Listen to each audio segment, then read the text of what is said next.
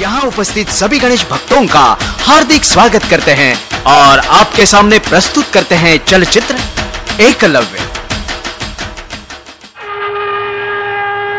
महाभारत एक प्राचीन ग्रंथ। इस महाभारत की एक कथा है एकलव्य की।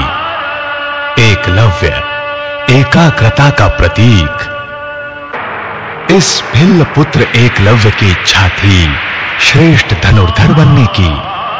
धनुर्विद्या सीखने की इच्छा मन में रखकर एकलव्य पहुंचा हस्तिनापुर। हस्तिनापुर में गुरु द्रोणाचार्य कौरव और पांडवों को धनुर्विद्या की शिक्षा प्रदान कर रहे थे। एकलव्य ने गुरु द्रोणाचार्य की भेंट की।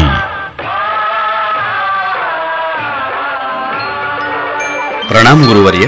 प्रणाम। अपना परिचय दो पुत्र। मैं भिल्ल पुत्र एकलव्य आपसे धनुर्विद्या की शिक्षा प्राप्त करने आया हूं। अगर आप मुझे शिष्य स्वीकार करें तो मैं आपका आजन्म ऋणी रहूंगा गुरुवर्य।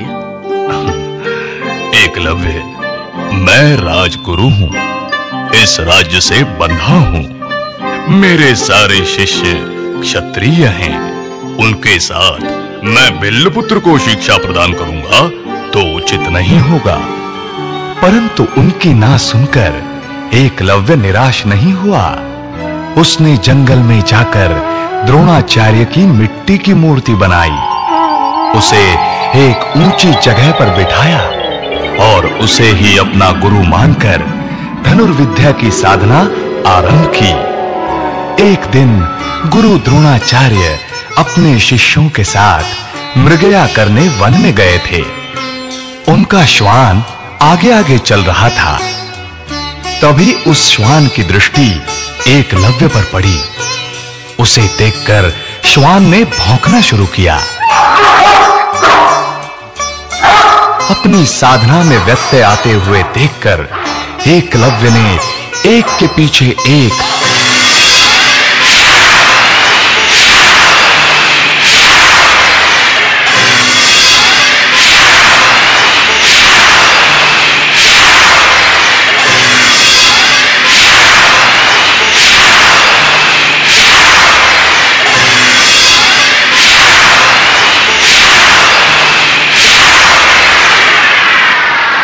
सात बाण छोड़कर श्वान का मुख बंद किया। गुरु द्रोणाचार्य ने सातों बाण निकालकर उसका मुंह देखा। श्वान के मुख में कहीं भी छेद या बाणों का प्रहार दिखाई नहीं दिया। आगे जाकर देखा तो एकलव्य साधना कर रहा था। अपना परिचय दो पुत्र। मैं भिल्ल पुत्र एकलव्य हूं।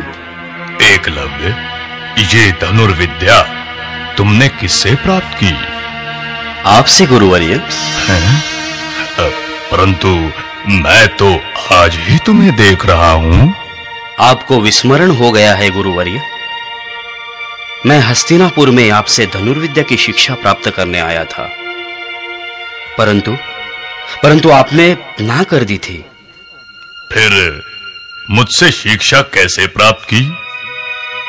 ये देखिए गुरुवर्य, मैंने आपकी मिट्टी की मूर्ति बनाई और उसे गुरु मानकर धनुर्विद्या की साधना की। वाह, धन्य हो एकलव्य, तुम धन्य हो। तुम तो श्रेष्ठ धनुर्धर हो गए हो। द्रोणाचार्य एकलव्य की निष्ठा देखकर अति प्रसन्न हुए थे कि अर्जुन ने उन्हें एक बात का स्मरण दिलाया। गुरुवर्य, आपने मुझे वरदान दिया है। कैसा वरदान पुत्र? सर्वश्रेष्ठ धनुर्धर बनाने का। परंतु आज मैं देख रहा हूं कि यह भिल्ल पुत्र एकलव्य मुझसे श्रेष्ठ धनुर्धर बन गया है।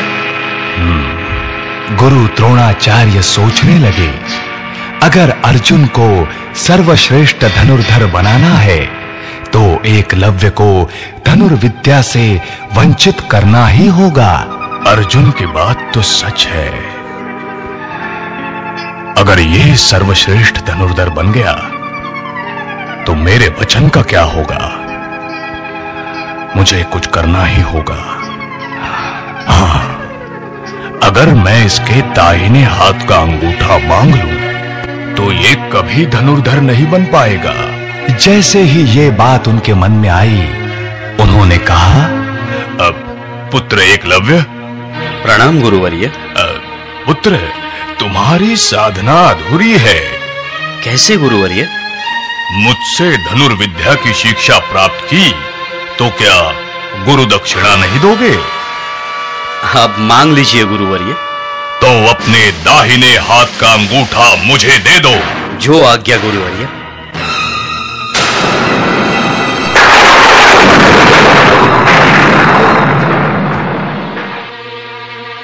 ले लीजिए। एकलव्य ने त्वरित छुरी से अपने दाहिने हाथ का अंगूठा काटकर गुरु द्रोणाचार्य को अर्पण किया।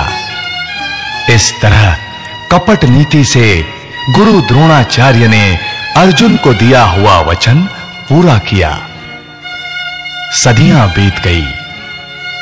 एकलव्य भिल्ल पुत्र था, इसलिए उसे धनुर्विद्या की शिक्षा नहीं मिली। आज भी समाज का बहुत बड़ा हिस्सा इसी जाति पाति के कारण शिक्षा से वंचित है। इस जाति धर्म के झगड़े ने सारा समाज कलंकित कर दिया है। इससे ही देश में अराजक फैला हुआ है। मूर्तियों की विटंबना, बम विस्फोट, सारों का मूल है ये जाति धर्म। तो आइए आज हम शीश झुकाकर गणपति बाप्पा से विनम्र भाव से प्रार्थना करते हैं। हे गणनायक विघ्नहर्ता, तुम ही हमारे रक्षण करता।